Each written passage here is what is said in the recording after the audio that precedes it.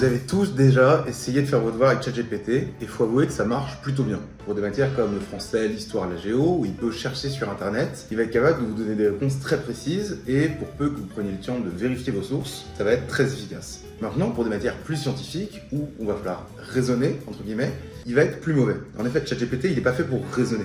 Il est fait pour recracher l'information, ou en tout cas faire des espèces de mini-liens logiques, en tout cas ce qui semble être des liens logiques, et vous redonner l'information. Ce qui fait que quand on lui donne des problèmes de maths, il va halluciner, et c'est une très mauvaise idée de faire ses devoirs avec ChatGPT. Ça, on va pouvoir le voir avec un petit problème très simple, mais un peu piégeux, sur des polynômes. Le problème qu'on va considérer, c'est ce qu'on appelle une équation polynomiale.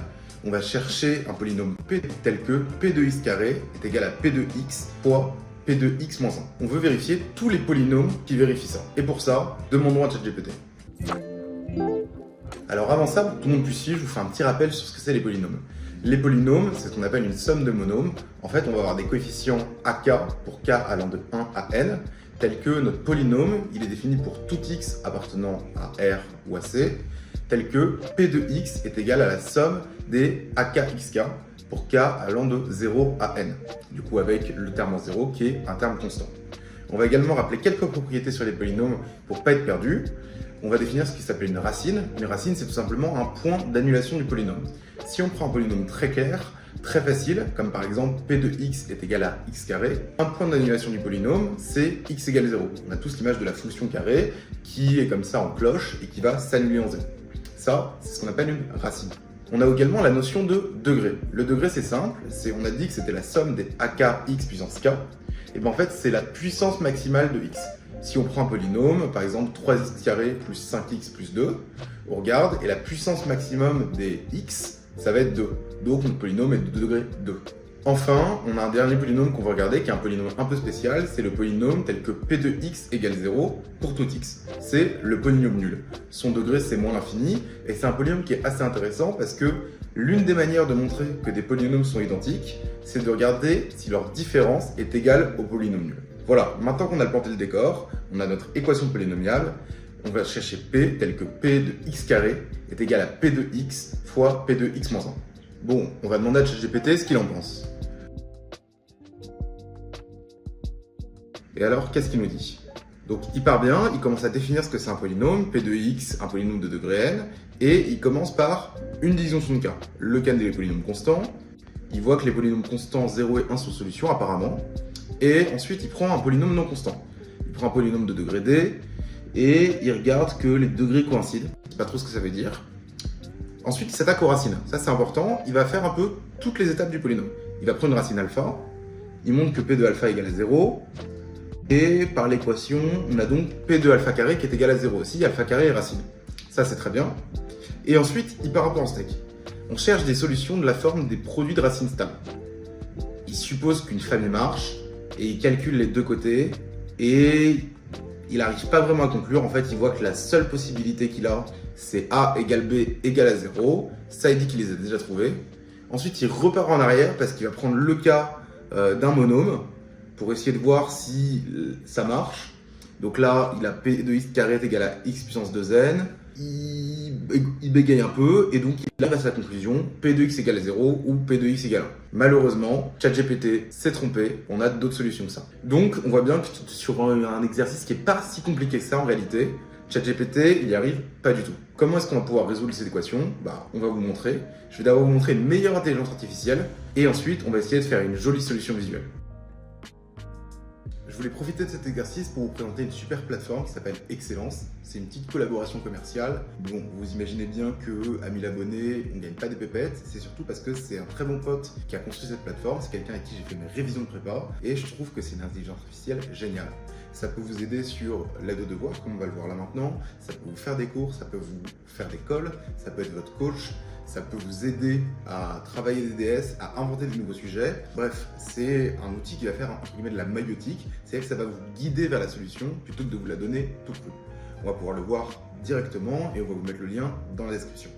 Donc je me retrouve sur la plateforme Excellence et on va écrire du texte. On va dire qu'on veut trouver tous les polynômes de la forme P de x au carré est égal à P de x fois P de x moins 1. Donc là, on prévisualise, il va checker qu'on a bien écrit le langage en langage mathématique, et bon, ça a l'air d'être bon, donc on fait enregistrer, et on est parti. Donc on n'a aucune solution pour l'instant, vous voyez qu'on peut ajouter une écriture manuscrite, etc. Nous on va juste parler avec lui, mais il y a des manières beaucoup plus intéressantes de converser. Vous pouvez ajouter des images, faire plein de choses.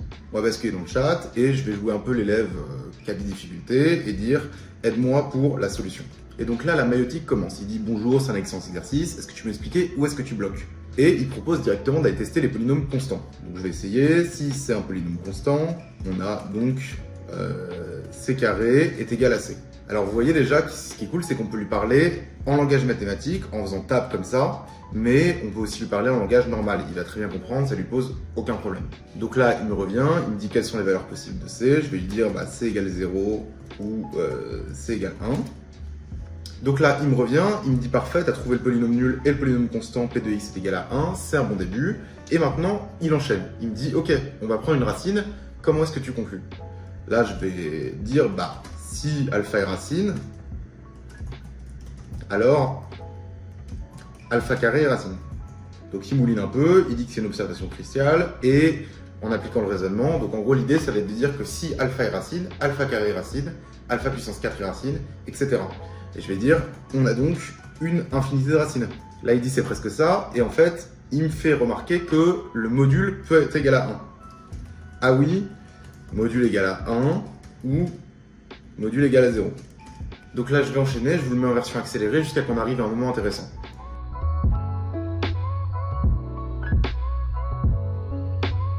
Donc là, il m'a fait remarquer que alpha plus 1 au carré était aussi racine, on peut le voir en évaluant le polynôme. Et du coup, on sait que le module de alpha plus 1 au carré est égal à 1. C'est ce que je lui dis.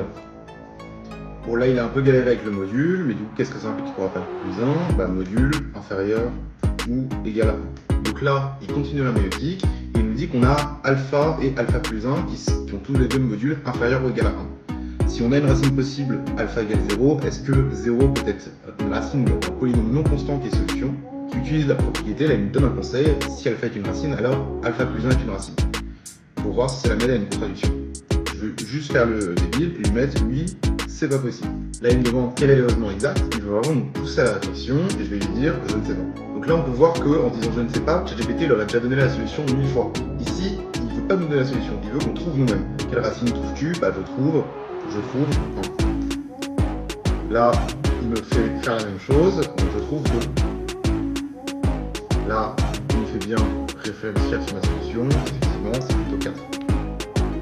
Donc là, il nous a bien fait trouver qu'on a une infinité de racines, donc pas possible, donc module égal à 1. Donc là, il repart sur le module, il nous dit exactement la racine 4 elle a un module strictement supérieur à 1, ça contredit notre conclusion initiale. Donc on a démontré, par l'absurde, il met en valeur quel raisonnement on a utilisé, que pour une solution non constante, P de 0 est différent de 0, autrement dit, 0 ne peut pas être racine si notre polynôme n'est pas constant. On va revenir à notre suite de racines, puisque nous savons maintenant que les racines ne sont pas nulles, qu'est-ce que cela nous dit sur leur module? Rappelle-toi, on a le cas, du coup le module inférieur ou égal à 1. Donc on dit en gros que le module est égal à 1. Donc là, on va accélérer un peu, il dit que toutes les racines ont un module égal à 1, et il nous propose de passer à une méthode classique de poser x plus y. Je lui dis qu'on va donc développer le module, et que ça nous donne z bar plus z bar plus 1 est égal à 0. En gros, globalement, on a le module alpha plus 1 qui est égal à 1, donc le module au carré est égal à 1, et ça, on peut développer le module en disant que ça va nous faire, en gros, z plus 1 fois z bar plus 1 est égal à 1, et donc, i récapitule ce qu'on vient de dire, et on va donc pouvoir dire que alpha bar plus alpha bar est égal à 0. Donc on peut simplifier encore plus cette équation parce que alpha bar, comme alpha est de module égal à 1, c'est égal à 1. Donc en fait on a alpha plus alpha bar qui est égal à moins 1. Donc 2 parties réelles de alpha qui est égal à moins 1, d'où partie réelle de alpha qui est égal à moins 1 demi. On essaie d'avancer un peu plus vite pour aller à la solution. Donc voilà, là il récapitule ce qu'on a fait, on a trouvé le module de alpha, maintenant on veut trouver sa partie imaginaire, on va pouvoir conclure, on sait que le module est égal à 1, d'où x au carré plus y carré est égal à 1, d'où avec x égale à moins 1 demi, on a y égale à plus ou moins racine de 3 sur 2. Donc là, il voit qu'on a trouvé les solutions. Il me demande si on a un nom plus connu en mathématiques. En fait, les solutions qu'on a trouvées, c'est j et j carré, qui sont les racines de l'unité, les racines troisième de l'unité. Là, je vais lui dire j, il me semble, pour voir ce qu'il a à dire. Donc là, il dit que j est égal à ei de 2pi sur 3 et son conjugué, qui est globalement la partie imaginaire opposée. C'est une découverte majeure. Nous avons montré que si une solution non constante existe, ses seules racines sont j et j carré. Du coup, là, il continue à nous poser des questions. Je lui dis, peux-tu m'aider à conclure? Je pense qu'on a trouvé toutes les solutions. Donc là, il aide à résumer l'exercice et globalement, il veut vous faire vérifier les solutions. On ne va pas le faire ici, mais globalement, on voit qu'en gros, les solutions vont être les polynômes de cette forme, soit les polynômes constants, soit les polynômes qui sont des produits de x-j ou x-j carré.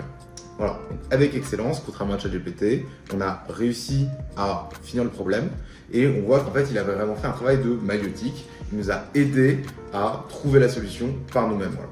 Là où ChatGPT aurait recraché une solution en plus fausse. Donc, je peux que vous encourager à utiliser l'outil Excellence. Encore une fois, on vous le met en description. Et ce problème, il est hyper intéressant parce que c'est un problème qui demande un peu de rigueur et qui demande de vraiment bien connaître les complexes. Et ChatGPT n'a pas du tout été capable de nous aider. Ce qu'il faut comprendre, c'est que c'est un bon outil pour vous faire travailler vos cours, mais pour tout ce qui va nécessiter du raisonnement, c'est-à-dire un exo qu'il n'a pas vu dans sa base de données, ou un exo qui sort un peu de l'ordinaire, typiquement ce qui va tomber aux oraux, et bah, il va pas être bon. Donc c'est important de s'entourer d'outils comme Excellence pour être à même de résoudre ce genre d'exercice et pour progresser. Vous avez promis une solution visuelle, donc à part les solutions triviales 0 et 1 dont on a parlé, on peut aller regarder sur le logiciel Desmos, pour ceux qui ne connaissent pas, et tracer un peu des graphes. On va tracer du coup le cercle unitaire, et on va tracer le cercle unitaire mais centré en -1.